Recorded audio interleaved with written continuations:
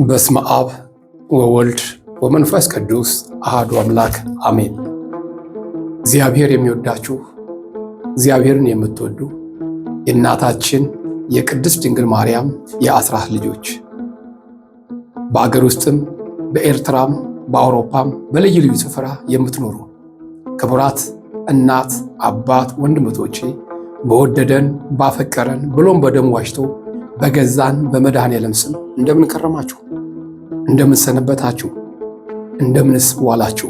እንደየሰዓት አቆጣጠራችሁ እኔ እግዚአብሔር አምላክ ስሙ የተመሰገነ ይሁን። በሰላም በጤና ለዚህ ዕለትና ለዚህ ቀን ስላደረሰን ስለማይነገር ስጦታው ስሙ የተመሰገነ ይሁን። ዛሬ ወደ እናንተ የመጣሁት ከፊታችን የምንጾመው ጾም ታላቅ ጾም አለ። ከዛ በፊት ሁላችንም ራሳችንን ለንስሐ የምናዘጋጅባት የሶስት ቀን የአመክሮ የሶስት ቀን የለቅሶ የንስሐ የጸጸት ቀን አለች። እቺም የነነዌ ጾም ትባላለች። ርዕስ አድርገን የምንነጋገርበት በውስጠኛው በከፍተኛ እንቅልፍ ተኝቶ ነበረ የሚል እናገኛለን። በከፍተኛ እንቅልፍ ተኝቶ ነበረ። በዚህ በመጽሐፈ ዮናስ ምዕራፍ 1:6 ጀምረን ስንመለከተው የምናገኘው ኃይለ ቃል አለ። በውስጠኛው በከባድ እንቅልፍ ተኝቶ ነበረ። በከባድ እንቅልፍ ተኝቶ የነበረው ማን ነው? በከባድ እንቅልፍ ተኝቶ ነበረ። በከባድ እንቅልፍ የተኛው ማን ነው? ዮናስ የተባለ የእግዚአብሔር ሰው በመርከቧ ውስጥ በከባድ እንቅልፍ ተኝቶ ነበረ። ነገር ግን አብረውት የነበሩት ሕዝቦች ተጨንቀው ነበረ።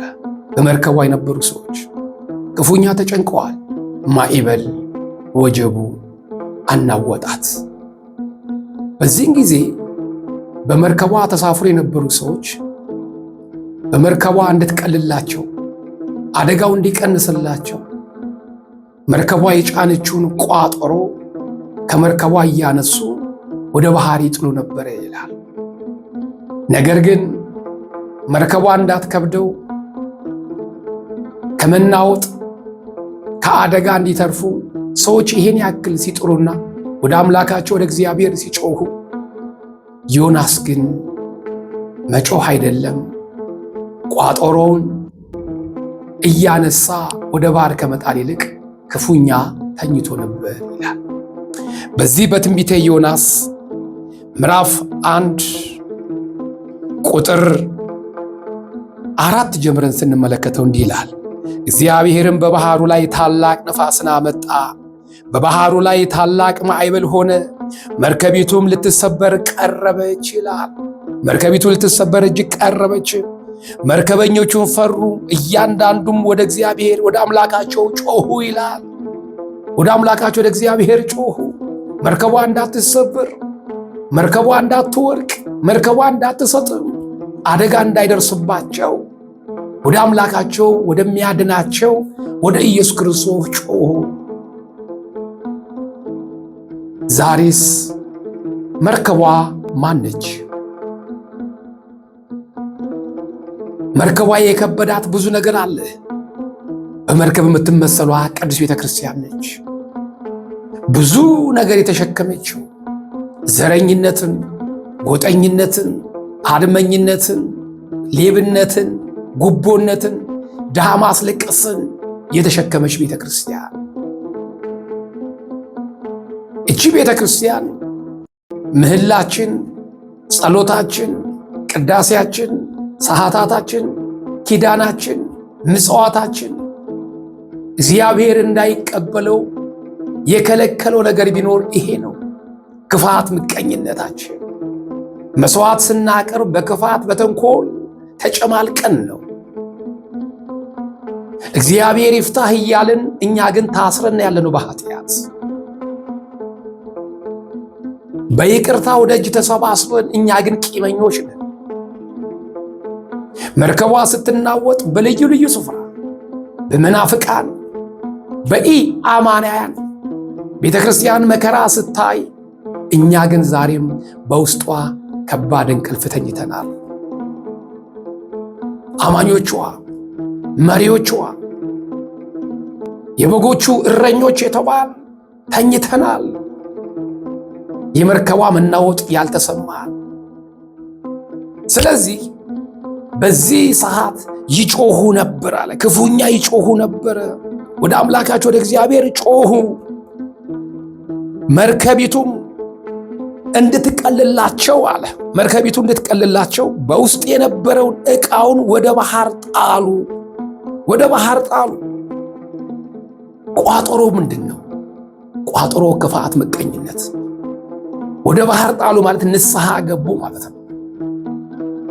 አሁንም በውስጥ ያለነው በቤተ መቅደሱም በውጭም ያለን ምዕመናንም አገልጋዮችም ይህ ትልቁን ጾም ከመቀበላችን በፊት አብይ ጾሙን ሀ ብለን ከመጀመራችን በፊት በዚች በ3 ቀን ውስጥ እግዚአብሔር እንዲታረቀን ንስሐ ገብተን በንስሐ ሳሙና ታጥበን በልባችን የደበቅነውን ከሰው የደበቅነውን ከእግዚአብሔር ግን የሚታየውን ክፋት፣ ምቀኝነታችንን፣ ድሃ ማስለቀሳችንን፣ ሌብነታችንን፣ ተንኮላችንን፣ ማስመሰላችንን እግዚአብሔር የማይወዳቸው እነዚህ የጠቀስኳቸውና የመሳሰሉትን ከውስጣችን አውጥተን እግዚአብሔር ይቅር እንዲለን ንስሐ ገብተን በቅንነት በንጽህና ሆነን እንደ ዮናስ እንቅልፋችንን ትተን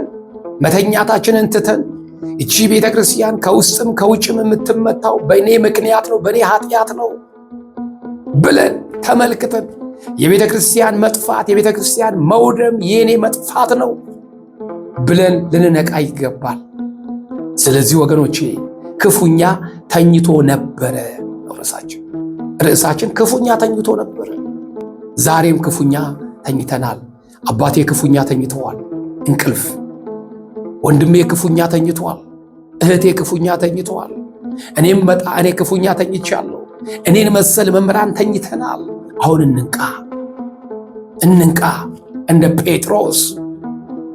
ጴጥሮስን እንደቀሰቀሰው ዶሮ ልንነቃ ይገባል። ጴጥሮስን የቀሰቀሰው ዶሮ ከእንቅልፉ ነቅቶ ቆሻሻውን አራግፎ ይጮኻል፣ የተኛውን ይቀሰቅሳል። ጴጥሮስን ወደ ንስሐ የመራው ሰው አይደለም። ጴጥሮስን ከእግዚአብሔር ያስታረቀው ሰው አይደለም። ጴጥሮስን እንዲጸጸት ያደረገው ወንጌል የሰበከው ሰው አይደለም። ዶሮ ነው የሰበከው ወገኖች። ዶሮ 3 ጊዜ ሲጮህ የአምላኩ ቃል ትዝ አለው።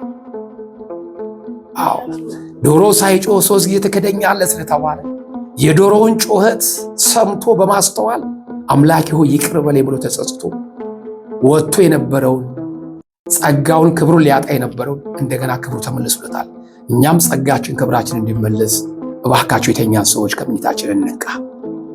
መጽሐፍ ቅዱስ እንዲህ ይላል በትንቢተ ኤርምያስ ምዕራፍ 4 ቁጥር 8 እንዲህ ይላል፣ የእግዚአብሔር ጽኑ ቁጣ ከኛ ዘንድ አልተመለሰምና ማቅ ልበሱ፣ አልቅሱ፣ ዋይም በሉ ይላል። የእግዚአብሔር ጽኑ ቁጣ ከኛ ዘንድ አልተመለሰምና። ዛሬም በኢትዮጵያ መከራው አልተመለሰም። ረሃቡ አለ፣ ስራ ማጣቱ አለ፣ ዘረኝነቱ አለ፣ ጎጠኝነቱ አለ፣ መግደል ማስገደል አለ፣ ማገት ማሳገት አለ፣ ጉቦ መብላት ወዘተ የመሳሰሉ ዛሬም በቤተ ክርስቲያናችን በሀገራችን አለ። ይሄ እንዲወገድ ካስፈለገ አሁንም ማቅ ለብሰን ይቅር በለን ብለን ተንበርክከን እግዚአብሔር በጾማችን ተቀብሎ ስርየት እንድናገኝ እንደ ዮናስ ከመተኛት ይልቅ ነቅተን ከኃጢአት ርቀን እኛንም አድነን ቤተ ክርስቲያናችንን ጠብቀን ሕዝባችንም በእኛ ኃጢአት ትውልዱ በእኛ ኃጢአት ከመውደሙ በፊት እግዚአብሔር እንዲታረቀን ወደ እግዚአብሔር እንመለስ። ክፉኛ ተኝቶ ነበረ። የመከረን ያስተማረን የአባቶቻችን አምላክ ስለማይነገር ስጦታው ስሙ የተመሰገነ ይሁን።